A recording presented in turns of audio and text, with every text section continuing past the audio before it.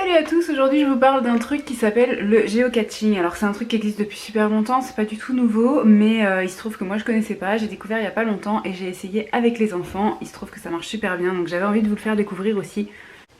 Sur votre téléphone, vous téléchargez l'application de géocaching, juste ici ce petit logo, et quand vous rentrez dedans, vous arrivez normalement là où vous habitez.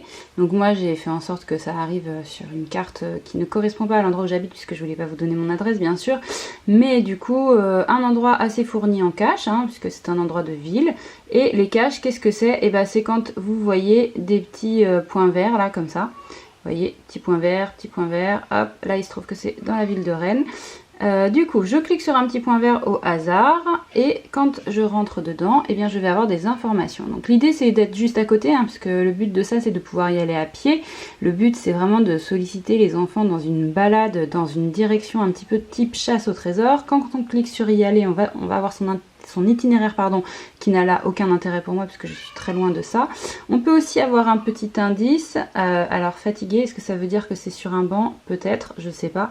Voilà, les indices sont plus ou moins clairs. Les niveaux de difficulté sont indiqués ici. C'est en général assez facile. Sinon, quand vous voulez des niveaux compliqués, il va falloir payer dans l'appli. Mais moi, je vous avoue que je reste sur la partie gratuite. Vous pouvez avoir des photos. Oh! Alors là, quand on a une photo d'un lieu comme ça, c'est pas mal parce qu'en général il suffit de montrer la photo aux enfants et ils sont à donf pour trouver le lieu.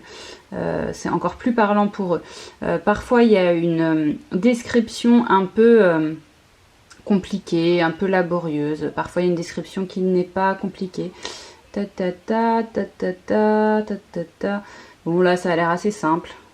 Voilà, donc j'ai pris une au hasard et parfois il vous suffit quand vous ne trouvez pas d'aller dans les commentaires des gens qui vont eux vous donner des indices en fait pour vous permettre de trouver, parce qu'il y a certains trucs parfois c'est un peu compliqué.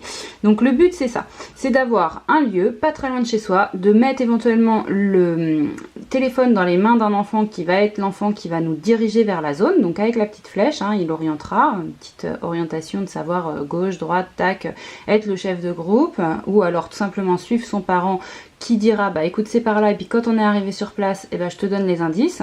Donc sur place après ce qui est sympa c'est de montrer des photos, d'expliquer ce qu'on cherche précisément. Souvent dans la description il y a voilà, on est en train de chercher une petite boîte ou alors une grosse boîte, il y a une photo avec une pierre, il y a une photo avec un arbre, il y a une photo avec quelque chose, ou alors il y a dans un multitron par exemple, un arbre multitron, ou alors dans un trou, et les enfants cherchent dans tous les trous.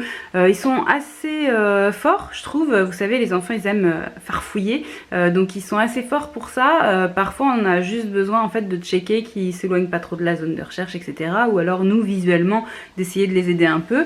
Mais on trouvera pas les caches à chaque fois. Il y a ce côté frustrant de on n'a pas trouvé. Il y a ce côté coopératif de on est tous ensemble dans le même but que j'aime beaucoup. Et puis il y a le côté hyper accessible puisque moi je l'ai testé avec des enfants de 3 à 6 ans. Et du coup même les 3 ans étaient investis. Alors bien sûr avec un niveau de compréhension beaucoup plus petit. C'était pas eux qui tenaient les téléphones. C'était pas eux forcément qui trouvaient, mais ils participaient à la recherche. Pour moi aussi honnêtement le côté chasse au trésor j'ai beaucoup aimé.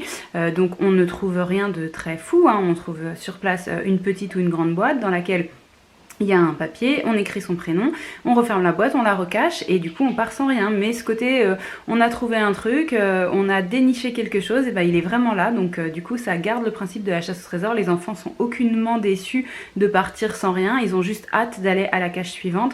Donc voilà, je voulais vous encourager à faire ça et éventuellement que vous me partagiez d'éventuels bons plans dans le même style, ou alors que vous me donniez votre retour d'expérience sur le géocaching si c'est quelque chose que vous avez déjà pratiqué. Voilà, j'espère que cette vidéo vous inspire. Vous savez que c'est le but de la chaîne, n'hésitez pas à aller voir juste en dessous en barre d'infos pour me soutenir. Vous savez qu'il y a différentes petites infos que je ne redonne pas à chaque fois mais qui sont écrites juste en dessous. Et puis quant à moi je vous retrouve très vite dans une prochaine vidéo.